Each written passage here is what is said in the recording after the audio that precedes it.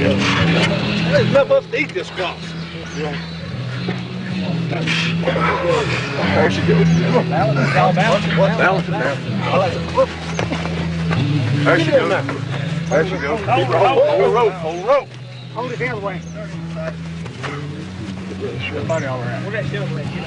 It is time that the Klan and the Skinheads unify under one banner, that we unify under one cause, the great cause of the 14 words. We must secure the existence of our people and a future for white children. I have a dream that the Klan and the Skinheads will hug each other's neck, that we may not agree on everything, but as long as we can agree that our race is our nation, the arms of the Skinheads fly open to our brothers in the Ku Klux Klan. I'm a Klansman and a Skinhead. I'm both because both represent the white nationalist movement. Both stand for the white racial precepts. Some people ask why these men shaved their heads. The answer is they come from a generation that worship pantyhose for women and electric hair dryers for men, and they're tired of it. So they separate themselves from society. They shave their heads to symbolize that they have been defecated on by the Zionist occupation government. Therefore, they purify their heads by shaving it, saying we do not agree with the mistakes of the past, and we're going to stand up and make a future for white children in America. We want our country back. This is our country. White power.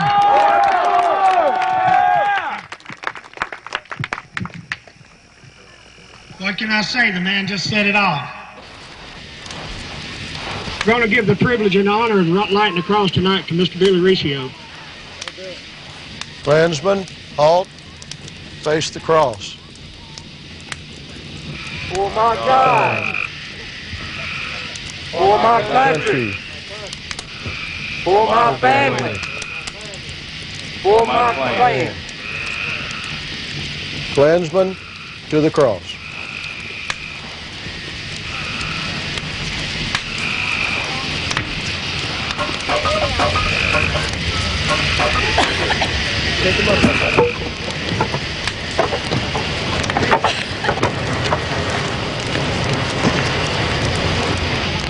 Klansmen, salute the cross.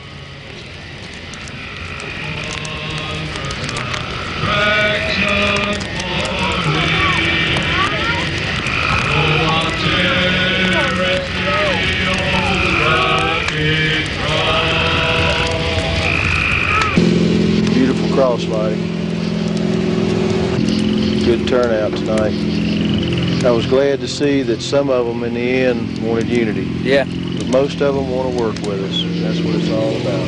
Y'all help put it up so y'all can get things. Philip, what are you? National Socialist. Where does Adolf Hitler live? In my heart. Hail Philip. Hail Philip. Hail Philip. White power. Little Hitler right now. Hey, y'all about ready to go back to the Smoke City? Yeah. Hey. Oh, thank y'all for coming up. Y'all are my life. I mean that. Hail Bill Riccio.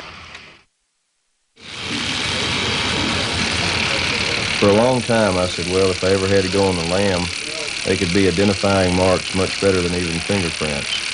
And then I told myself, you know, the troops out here have them. You know, it's part of being a skinhead is getting a tattoo. You know, you can let your hair grow back, but you mark yourself. It's an indelible mark. It's a brand. And, you know, when you tattoo yourself, it's a commitment. I've received kind of hints from all different sources. They've come to a lot of the skinheads' parents when they've gotten in little problems or whatever, or even if they're being investigated for different things. They've made the comment that all the skinheads in Birmingham, including me, we're going to be either dead or in prison by the end of the year.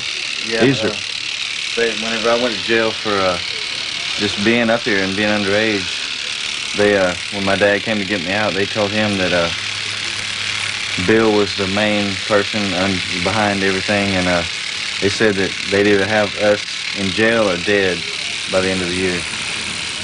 You know, the heat's on. I'm concerned, you know. Why should we worry? We haven't done anything. We haven't done anything illegal. But, you know, that's never stopped law enforcement before.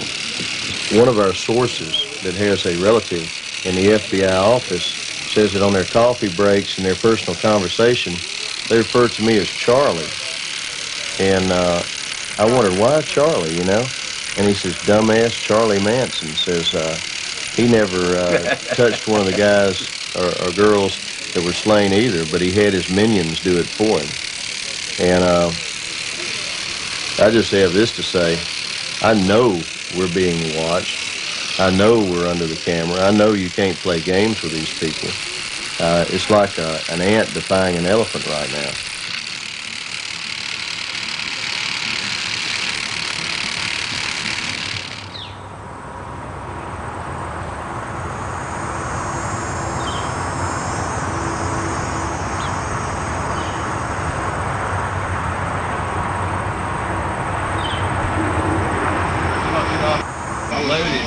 He busted in real hard. I mean, kicked the door down, kicked the lock off the, to the office and stuff. I mean, look at this place. They ripped us apart, tore up beds, downstairs, tore up my bedroom, threw my clothes everywhere, all over that dirty floor. Clothes are dirty. I mean, no respect. I mean, they came in here and they just went through everything. Hey, Will, the federal government's got you brought in, man. It's unreal, man. They're chicken. But you know what? We're trying to be white people about it. We're trying to be white about it, you know? They raid my house, they tear it up. You ought to see the walls. You ought to see everything they tore up. You know? A working man works, you know? They come in there and do that. But you know what they do? They leave these crack houses alone to sell our kids dope. They talking about contributing to a minor? Let them go in the crack houses where they're selling dope to white kids. Let them go in there where they're taking our little children and turning them into dope fiends. Let them go in there where black people are selling drugs to little white children. No, they don't want to do that. They're in there because I'm asking a white kid to stand in a full-length mirror and be proud of what he sees. We don't want the Treasury Department coming out here when they have no authority whatsoever to do so. It's a prima facie case of harassment, man. Been to my house 3 times in 2 months. You know, 3 times in 2 months, okay? Tore it up, nothing ever happens. Come over here, sit at our rallies, take pictures, you know? Yeah, I'm mad. I'm mad. You know, I want them to leave me alone, you know? Because if I'm out in the open, I'm not going to be do anything illegal. It's when they don't see me and they don't know where I am, they got something to worry about.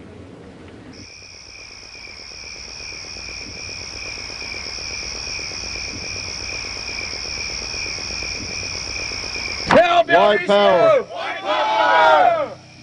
I know sometimes a lot of people would say we have a small amount of people here on this cow pasture tonight. And you know, even the mighty oak tree starts as a small acorn.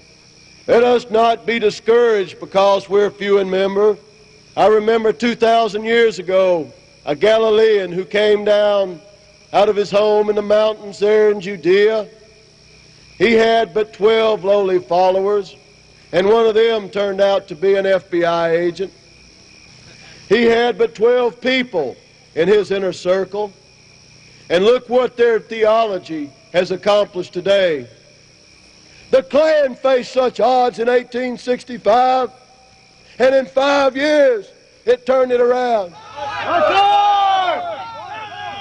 The FBI came to me about 3 months ago, and they said, Bill Riccio, you're rubbing that cat's fur the wrong way.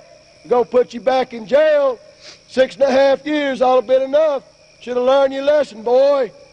I said, damn it, turn the damn cat around then.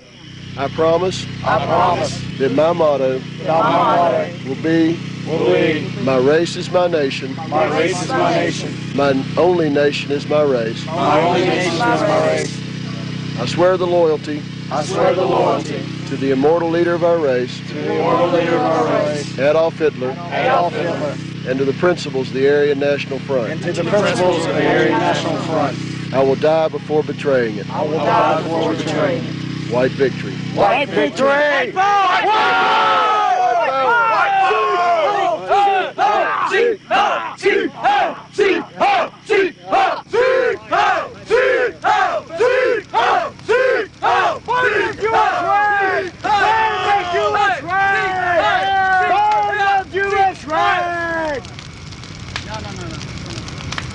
Burn it! Burn it! It's already lit! Burn it! Throw it in! That Jewish flag! Death to Zod! Death to God! Throw it in! Yeah, let it burn.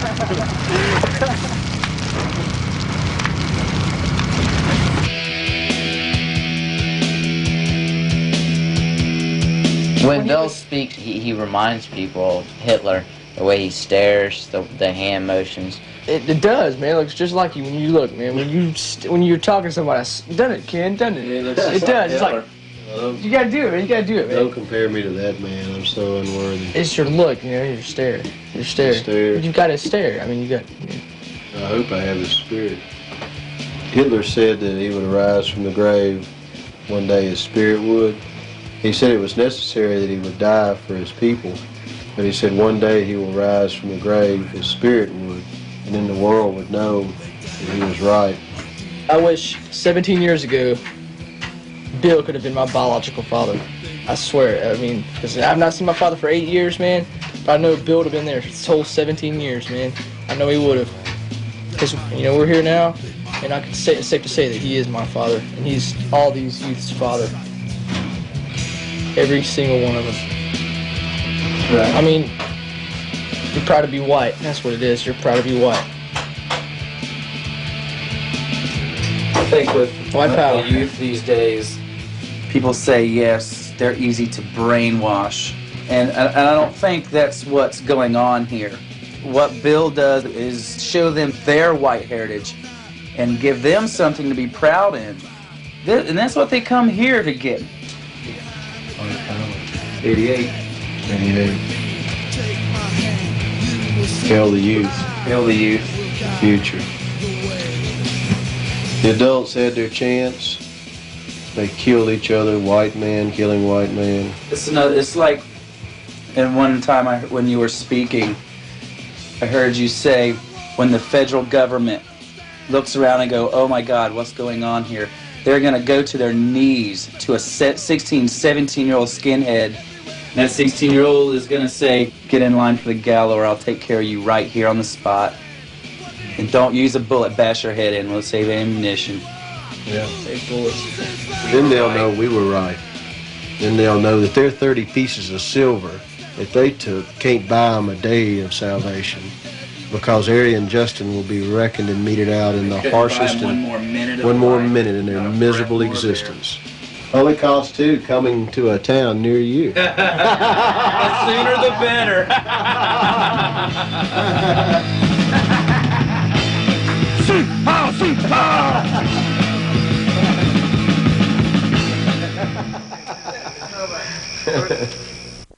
On August 7th, law enforcement agents arrested Bill Riccio and charged him with federal weapons violations.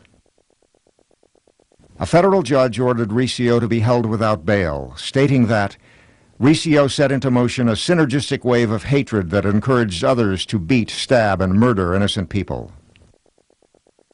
The judge also stated that while Riccio's fiery rhetoric is constitutionally protected by the First Amendment, it is his apparent ability to organize and mobilize disenchanted young white males even to acts of violence that makes him dangerous.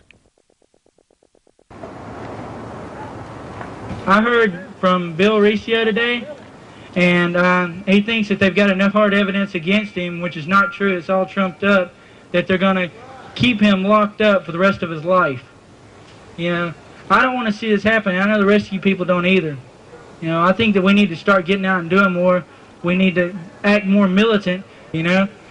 I'm not talking about marching down the streets, you know, waving flags. I'm talking about going down the streets with guns, you know, and kicking some man. You know what?